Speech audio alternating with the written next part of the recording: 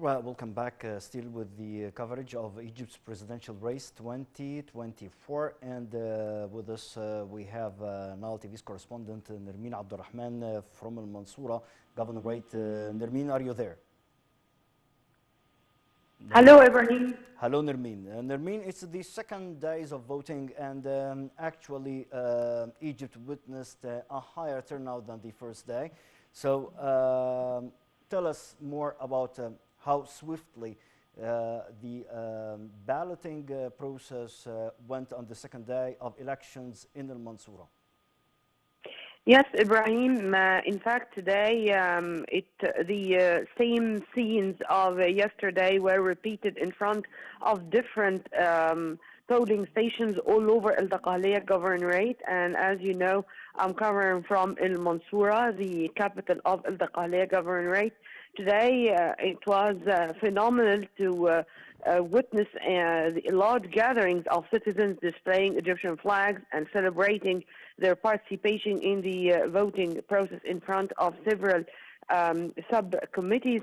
Also, I was keen today to speak with volunteers because the youth who are volunteering to assist the elderly people and the people with determination to cast their votes.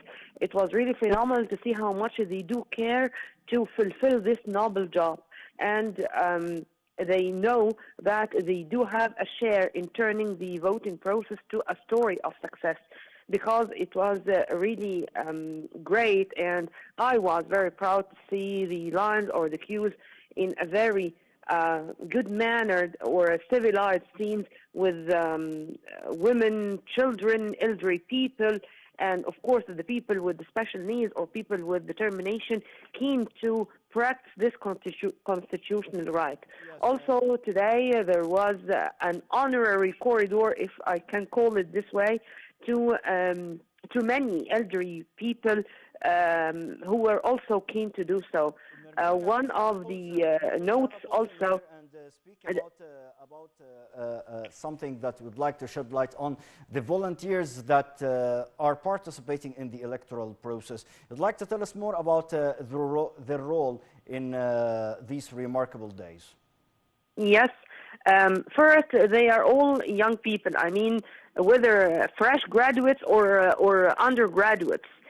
But you feel that they prepared themselves well for the incident, the occasion. They knew, for example, that some they do not know their names in the list, so they take the IDs to get them, to let them know all the info about the number of the committee they are going to go through and their number in the list of the voters. Sometimes you would find elderly people who are who came despite being ill or something like that, or they do need a face mask or some stuff, because it was really very crowded in Ibn Luqman school today when I was covering in the afternoon after the break, which took place only for 1 hour from 3 to 4 p.m. Yes, so. Nermine, mostly you're spending most of your day at the polling stations where you filed several reports about the coverage there. Have you witnessed any irregularities or security breaches in the electoral process on the second day of Egypt's presidential elections at Al Mansoura or any other nearby polling station? In fact, no, Ibrahim, and I was keen to ask. Of course, you know that there is an operation room which was formed specifically to monitor the situation on the ground minute by minute. And what was really great, that every top executive in any of the towns of suburbs of Al Dakhaliya, which are 21 suburbs or 21 towns, by the way, because Al Dakhaliya it's 3,500 kilometers. It's the fourth largest governorate in Egypt, with 4,562,000 eligible voters. So this operation room, I was very much keen to have contacts with this operation room to ask this question you have just asked me. And thank God, nothing reported to be considered as an irregularity or an obstacle on the way. Ibrahim. You'd like to tell us more about the international organization covering the electoral process from Al Mansoura, or any other international channels, international media outlets there? Have you witnessed any of those activities being around? If you want to summarize this in one word, Ibrahim, it's a transparency. The international organizations representatives or the NGOs representatives who were here to practice their job to monitor the voting process, it's a transparency.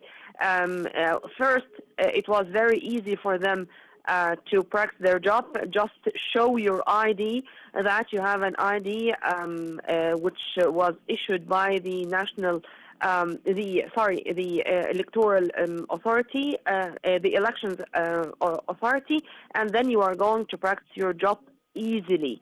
And by the way, the judges themselves were very much keen to give all the information to those representatives, or whether they are from the press or the NGOs or the civil society representatives, to make sure that they are practicing their job easily, because simply we have nothing to hide.